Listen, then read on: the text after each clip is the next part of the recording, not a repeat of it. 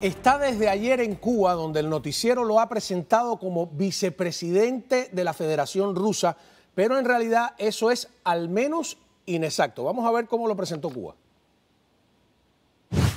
Según informa la Cancillería de Cuba en su cuenta oficial en Twitter, el vicepresidente del gobierno de la Federación de Rusia, Yuri Ivanovich Borisov, arribará este jueves a Cuba en visita de trabajo. Por su parte, el Ministerio de Relaciones Exteriores precisa que durante su estancia en nuestro país, el alto funcionario sostendrá encuentros con autoridades cubanas para examinar la marcha de la colaboración bilateral en diversas esferas de las relaciones entre Cuba y la Federación Rusa. Bueno, en realidad, vamos a puntualizar, si se quiere ser exacto, Yuri Ivanovich Borisov es un general del ejército ruso, viceprimer ministro de Defensa e Industria Espacial, que junto a Nikolai Patrushev, a Sergei Narinsky y al almirante Kotitskiy, ¿no?, forman el núcleo de poder militar de inteligencia de Putin. Y luego ha provocado, porque viene de Venezuela, viene de Nicaragua, y Nicolás Maduro ha hecho declaraciones de que hay una fuerte alianza militar, casi ha dicho que está dispuesto a ir ahí junto con las tropas rusas a invadir Ucrania, etc.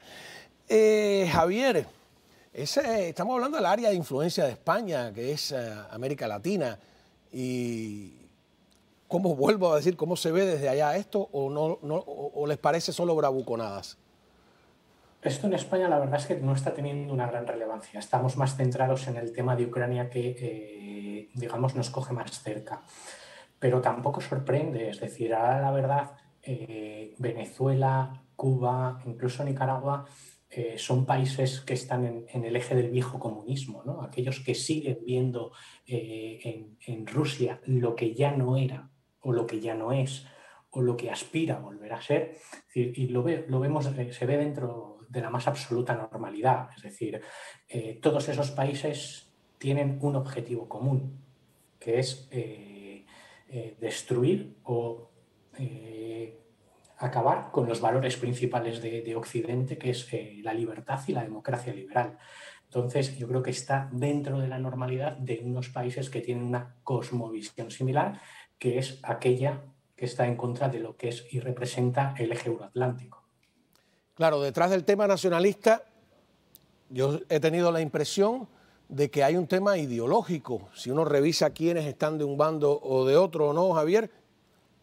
Totalmente. Es por eso que en muchos casos, desde aquella gente que simpatiza siempre desde la izquierda con los prorrusos, se suele decir que los ucranianos son simple y llanamente nazis, ¿no? Es una forma muy fácil de ideologizar el tema.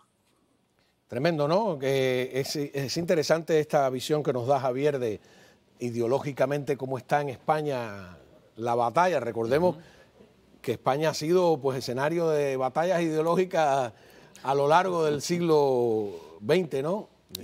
Y ahora igual. Y eso se vio cuando los diferentes gobiernos de España, cuando tenemos que abandonar la base de Rota, y cuando España estuvo marea alta, marea baja con los norteamericanos, con la OTAN, y ahora vemos que es un partícipe activo, ayudó en Afganistán, ayudó en Irak, o sea, es una España diferente, pero los partidos de poder ahora sí que son más izquierdosos, y ahí es donde vemos esa... Volviendo al tema de la información británica, ¿no? Este mapa que habla de llegar a Kiev.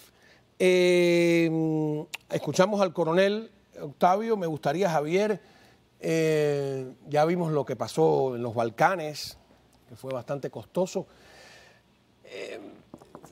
¿Llegarían a tanto? ¿Tienen esa impresión en Europa de que en realidad quieren ir más allá? La realidad es que Putin es realmente imprevisible. Eso creo que en Europa se tiene muy claro. Si nos vamos al siglo pasado, exactamente a los años 40, Stalin hizo un proceso de rusificación en todos los estados, digamos, que formaban parte de la Unión Soviética.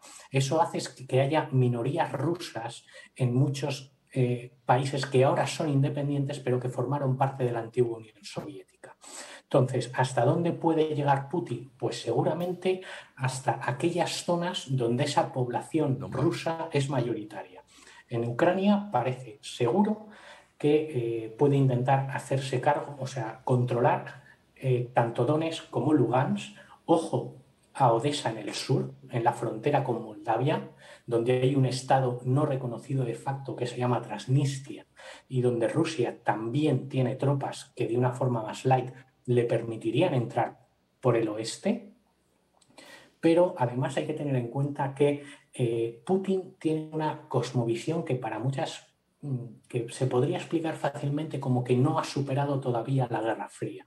Él piensa que aquellos países que fueron parte de la Europa del Este jamás han debido incorporarse a la Unión Europea o a la OTAN, como lo han hecho las 3 repúblicas bálticas, como lo ha hecho Polonia, República Checa, Chequia, Eslovaquia o Hungría, por poner algunos ejemplos.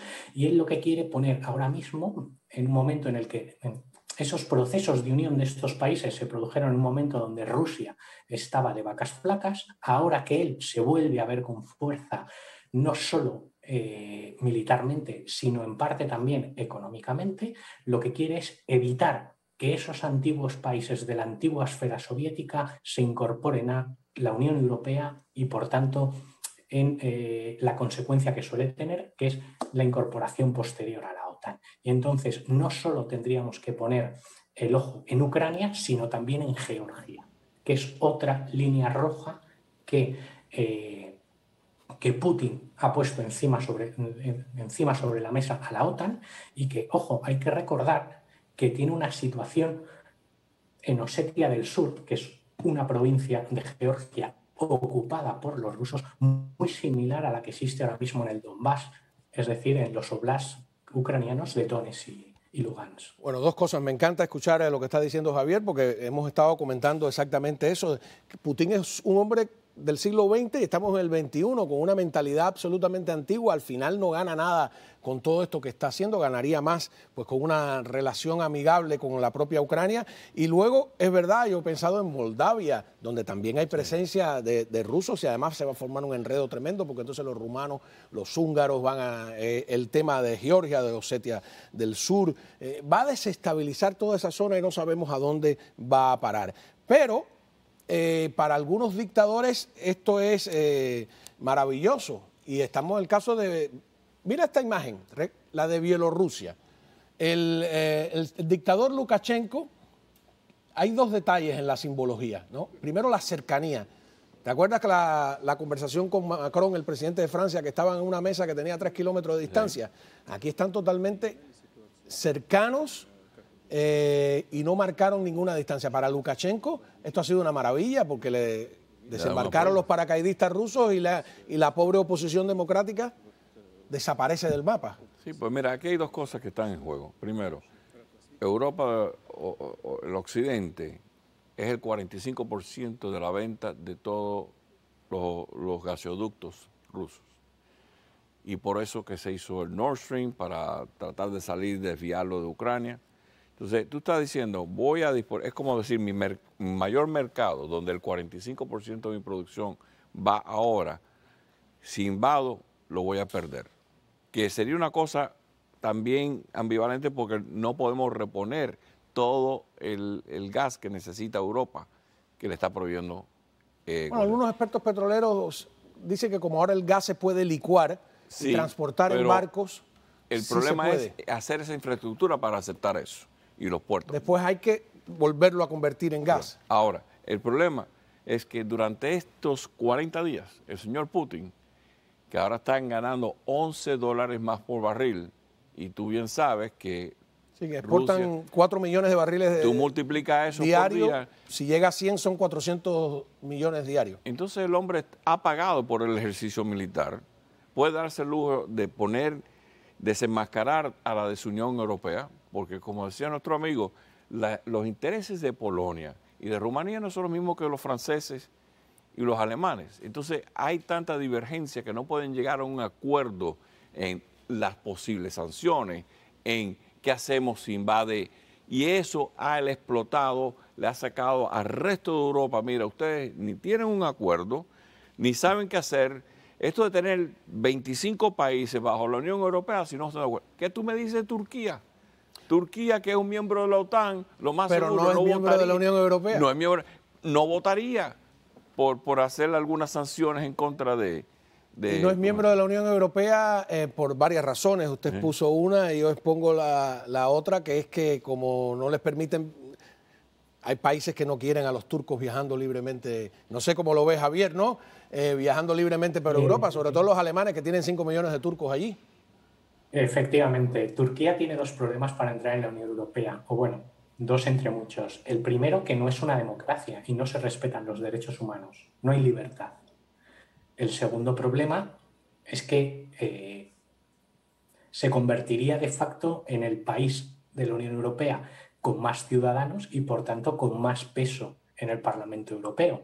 Es decir, de nuevo, se convertiría prácticamente en el país más poderoso de la Unión Europea. Eso nadie lo quiere.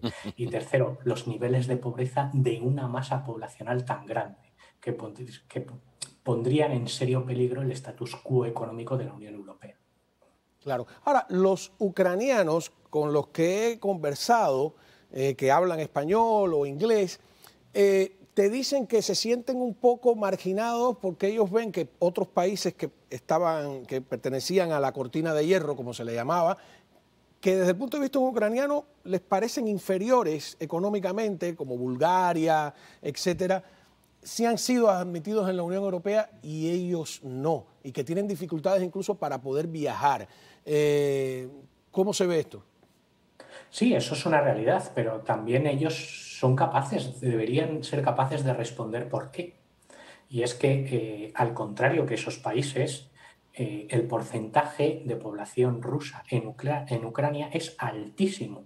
Y eso ha llevado a que durante muchísimos años hayan tenido presidentes prorrusos que no hayan tenido ningún interés en llegar a la Unión Europea. Hay que decirlo, toda esta crisis empezó en 2014, cuando el entonces presidente ciertamente prorruso que había en Ucrania decidió llegar a un acuerdo de asociación con la Unión Europea, no de adhesión, o sea, no para integrarse, sino el acuerdo previo, en el cual se te marcan las pautas y te dan unas facilidades para negociar económicamente con los países de la Unión Europea.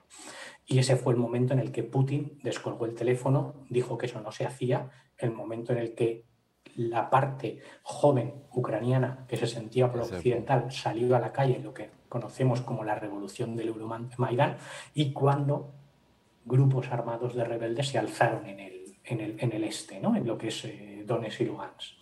Hay que reconocer que qué ironía, Javier. De inicio tenían una posición muy difícil y sus gobernantes tampoco querían entrar de inicio en la Unión Europea. Hay un dato cosa que Bulgaria, que Rumanía, que Hungría o que otros países que formaron parte del telón de acero sí mostraron esa predisposición inicial y muy rápido intentaron forzar la máquina para integrarse lo antes posible.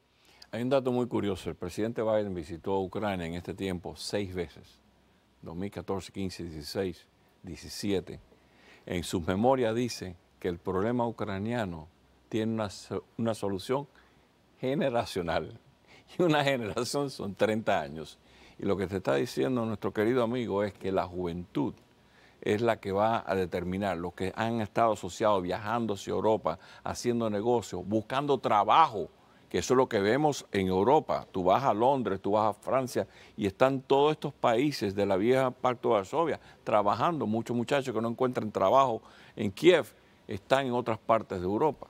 Claro, no tienen pasaporte europeo, pero... Es interesante, Javier y Octavio, que hay una crisis por un país que quiere aparentemente integrarse a Europa y por la otra punta está Gran Bretaña que quiere deshacerse de